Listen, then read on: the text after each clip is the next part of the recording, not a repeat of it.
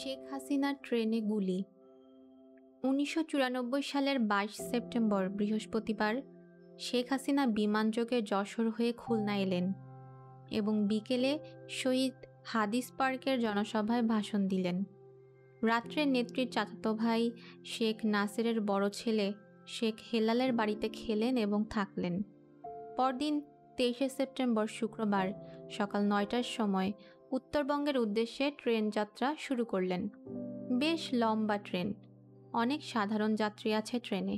সাধারণ যাত্রীরা জানে না বা বুঝতে পারছে না শেখ হাসিনার রেলপথে সভা করতে করতে যাওয়া এই ট্রেন কবে কখন গন্তব্যে পৌঁছাবে। ঠিক সকাল ৯টায় ট্রেন ছাড়ল। প্রতিটি রেল স্টেশনেই ট্রেন থামিয়ে সভা করা শুরু হলো। ট্রেন থেকে নেমে জনসভা আয়োজনের নির্দিষ্ট জায়গায় যেয়ে বক্তৃতা দিয়ে আবার ট্রেনে ফিরে আসতে পৌনে ১ ঘন্টা সময় লাগতে লাগলো। এভাবে প্রতিটা রেল স্টেশনে গড়ে প্রায় ১ ঘন্টা সময় ব্যয় হতে থাকলো। দিন পেরিয়ে রাত হয়ে গেল। শেখ হাসিনার সঙ্গে ঢাকা থেকে নিয়ে আসা প্রায় ডজন খানেকেরও বেশি সাংবাদিক, শেখ হাসিনার ভাষায় সাংঘাতিক, এই ট্রেনে রয়েছে। ট্রেনের শেষের দিকে একটি ভিভিআইপি স্পেশাল কামরায় জননেত্রী, বিরোধী দলীয় নেত্রী শেখ হাসিনা। ওই কম্পার্টমেন্টের সামনে এবং পেছনে ঢাকা থেকে নিয়ে আসা শেখ হাসিনার নিরাপত্তায় নিয়োজিত স্পেশাল ব্রাঞ্চ পুলিশের ১২ জন সদস্য। তারপরের কম্পার্টমেন্টে সাংবাদিকগণ। এরপর সবগুলো কম্পার্টমেন্ট বা বগিগুলোতে সাধারণ যাত্রী। ট্রেনের এই অপ্রত্যাশিত দীর্ঘ বিলম্বে সাধারণ যাত্রী, নারী পুরুষ আর শিশুদের ত্রাহি মধুসূদন অবস্থা। ৬ ঘন্টার যাত্রাপথ ২৪ ঘন্টায়ও না ফুরানোর ফলে অনেক আগেই পানিসহ ট্রেনের সকল খাবার ফুরিয়ে নিঃশেষ হয়ে গেলে সাধারণ যাত্রীদের কষ্ট আর দুর্ভোগ সীমাহীন পর্যায়ে পৌঁছে। তৃষ্ণার্ত ক্ষুধার্ত শিশুদের কান্না আর আহাজারিতে অনেক সাধারণ যাত্রী পরিবার পরিজন নিয়ে গন্তব্যের আগেই ট্রেন থেকে নেমে পালিয়ে যায়। শেখ হাসিনা তার সফরসঙ্গী এবং সাংবাদিকদের জন্য প্রায় প্রতিটি রেল স্টেশন থেকেই অফুরন্ত খাবার এবং বিশুদ্ধ পানির পর্যাপ্ত বোতল সরবরাহ করা হতে থাকে। সারাদিন শেখ হাসিনা প্রায় ২০টির মতো রেল স্টেশনে জনসভায় ভাষণ দেন। কোথায় কোথায় রেল স্টেশন ছাড়াই উৎসুক জনতা ট্রেন থামালে সেখানেও তিনি বক্তৃতা করেন। প্রতিটি জনসভাতেই ঢাকা থেকে আসা সাংবাদিকরা উপস্থিত হয়ে শেখ হাসিনার বক্তৃতা লিপিবদ্ধ করতে থাকেন এবং শেখ হাসিনাও সাংবাদিকদের নজরে রাখেন। কিন্তু রাতের অন্ধকারে শেখ হাসিনা সাংবাদিকদের আর নজরে রাখতে পারেননি। ওদিকে শেখ হাসিনা বারবার একই বক্তৃতা দেওয়ায় সাংবাদিকদের তা মুখস্থ হয়ে যাওয়াতে অনেক সাংবাদিকই রাতের অন্ধকারে ট্রেন থেকে নেমে শেখ হাসিনার বক্তৃতা লিপিবদ্ধ করতে যায়নি। রাত তখন ১১টা ১৭ মিনিট। শেখ হাসিনাকে বহনকারী ট্রেন ঈশ্বরদী রেল স্টেশন পৌঁছার কিছু সময় বাকি রয়েছে।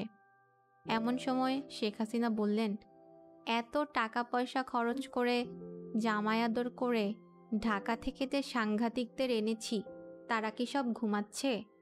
জনসভায় এত লোক হচ্ছে, আমি এত বক্তৃতা করছি, সাংঘাতিকদের নজরে পড়ছে না তো?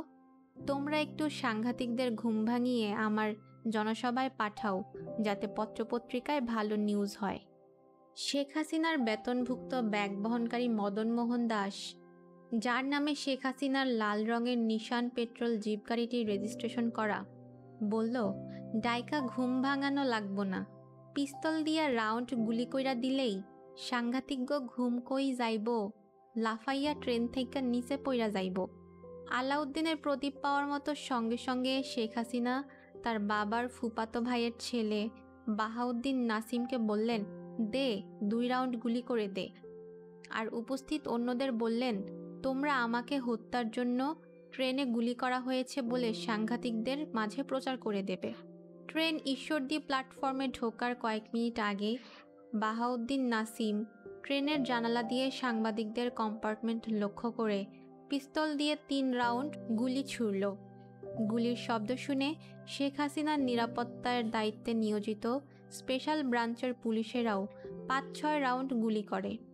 এই সমস্ত গুলির আওয়াজ শুনে পাশের কম্পার্টমেন্টে থাকা সাংবাদিকরা ভয়ে ট্রেনের ভেতরে গড়াগড়ি শুরু করে এবং আমরা পরিকল্পনা মতো সাংবাদিকদের কম্পার্টমেন্টে এসে শেখ হাসিনাকে হত্যার জন্য ট্রেনে গুলি করা হয়েছে বলে প্রচার করতে থাকি।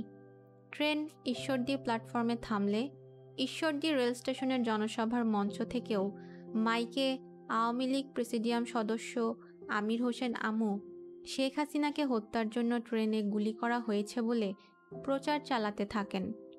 পরের দিন 24শে সেপ্টেম্বর শনিবার ট্রেনে বঙ্গবন্ধুর কন্যার প্রতি গুলি করা হয়েছে বলে জাতীয় পত্রপত্রিকায় সংবাদ বের হলে বগুড়া সরকারি সার্কিট হাউসের ভিভিআইপি রুমে বসে জননেত্রী শেখ হাসিনা সহ তার সফর সঙ্গীরা যারা প্রকৃত ঘটনা জানে হাসাহাসি করতে থাকে এবং হাসাহাসির এক পর্যায়ে গুলির এই ঘটনা নিয়ে হরতাল ডাকার সিদ্ধান্ত হয়। স্বামী স্ত্রীর রাতও কাটায়নি। 1994 সালের 28শে ডিসেম্বর শেখ হাসিনা জাতীয় সংসদ সদস্য পদ থেকে পদত্যাগ করলেন।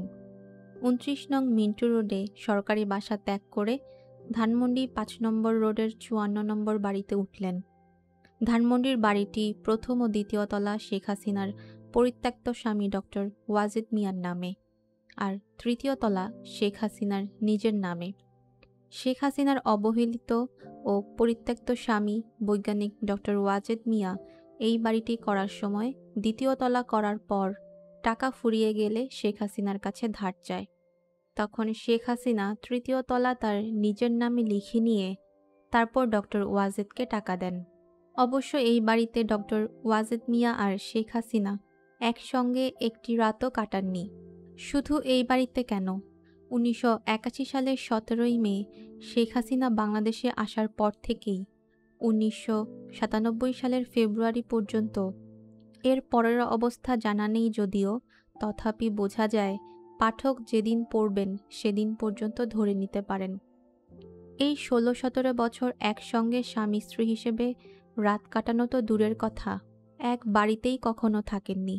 1981 সালে 17ই মে বাংলাদেশে আসার পর মাত্র কিছুদিন শেখ হাসিনা ডক্টর ওয়াজেদ মিয়ার মহাখালীস্থ সরকারি কোয়ার্টারে ছিলেন। শেখ হাসিনা যতদিন ডক্টর ওয়াজেদ মিয়ার সরকারি কোয়ার্টারে থেকেছেন ততদিন ডক্টর ওয়াজেদ মিয়া তার কোয়ার্টারে না থেকে সরকারি রেস্ট হাউসে থাকতেন।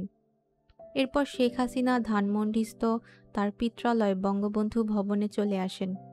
বঙ্গবন্ধু ভবন থেকে যান বিরোধী দলীয় নেত্রীর 29 নং মিন্টু রোডের সরকারি বাসভবনে।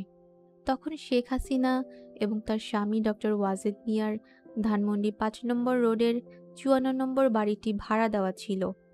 1994 সালে ডিসেম্বর মাসে ধানমন্ডি 5 নম্বর রোডের 54 নং বাড়িটির ভাড়াটিয়াদের এক প্রকার জোর করে তাড়িয়ে দিয়ে খালি করা হয় এবং তারপর শেখ হাসিনা এই বাড়িতে আসেন। এই বাড়িতে থেকেই নানা আন্দোলন সংগ্রাম এবং নির্বাচনের পর জননেত্রী শেখ হাসিনা প্রধানমন্ত্রী হয়ে রাষ্ট্রীয় অতিথি ভবন করতোয়া বর্তমানে গণভবনে গিয়ে ওঠেন। শেখ হাসিনার এই দীর্ঘ 16-17 বছরের জীবনে ডক্টর ওয়াজেদ মিয়া একটি রাতও শেখ হাসিনার সাথে কাটাননি। এমনকি এই 16-17 বছরের জীবনে শেখ হাসিনা আর ডক্টর ওয়াজেদ মিয়ার 16 থেকে 17 বারও দেখা পর্যন্ত হয়নি। তবে হঠাৎ হঠাৎ মাঝে মধ্যে কদাচিৎ উদ্ভ্রান্তের মতো ডক্টর ওয়াজেদ মিয়া এসে হাজির হতেন, কিন্তু তিনি শেখ হাসিনার পক্ষ থেকে কোনো প্রকার আদর আপ্যায়ন পেতেন না। এমনকি সাধারণ সৌজন্যটুকুও শেখ হাসিনা ডক্টর ওয়াজেদ মিয়াকে দেখাতেন না। শেখ হাসিনা যখন বিরোধী দলীয় নেত্রী হিসেবে 29 মিন্টু রোডের সরকারি বাসায় থাকতেন, তখন এক ঈদের দিনে সাধারণ দর্শনার্থীদের মাঝে সাধারণ মানুষের মতোই ডক্টর ওয়াজেদ মিয়া শেখ হাসিনার সঙ্গে ঈদ মোবারক জানাতে এলেন।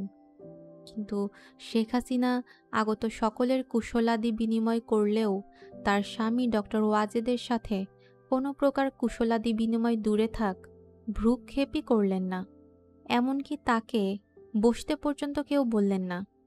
ডক্টর ওয়াজেদ মিয়া কিছুক্ষণ করুণভাবে ফ্যালফ্যাল করে শেখ হাসিনার দিকে তাকিয়ে থেকে ধীরে ধীরে ঘর থেকে বেরিয়ে লনে লন থেকে অসহায়ের মতো হাঁটতে হাঁটতে গেটের বাইরে চলে গেলেন। একমাত্র শেখ হাসিনা আর তার খুবই ঘনিষ্ঠ কয়েকজন ছাড়া কেউ জানল না, বুঝল না এই ব্যক্তিটি কে। অনেকবার অসুস্থ হয়ে সোহরাওয়ার্দী হাসপাতাল সহ বিভিন্ন হাসপাতালে মাসাধিককাল পড়ে থাকলেও শেখ হাসিনা একটিবারের জন্যও তার স্বামী ডক্টর ওয়াজেদ মিয়াকে দেখতে যেতেন না।